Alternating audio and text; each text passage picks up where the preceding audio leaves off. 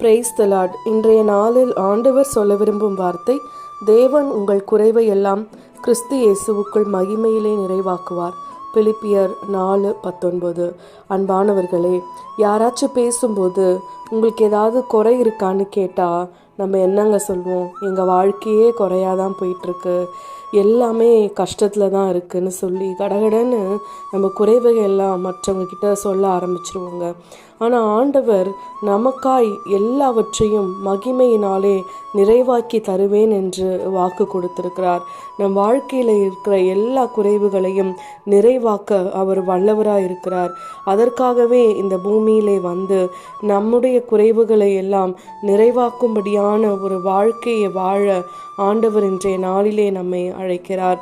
நம்ம இன்னைக்கு ஒன்று பண்ணுவோமா?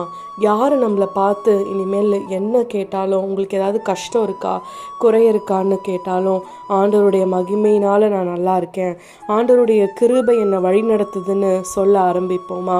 அப்படியாய் நாம் சொல்லும் பொழுது, ஆண்டவர் நம்ம எந்த இடத்துலையும் விட்டு கொடுக்காமல் நிற்கும் பொழுது, ஆண்டவருடைய மன மகிழ்ச்சியினுள்ள அந்த மனம் நமக்காய் இறங்கி நம்முடைய எல்லா குறைவுகளையும் நிறைவாக்கும். விசுவாசிப்போம். ஆமேன்.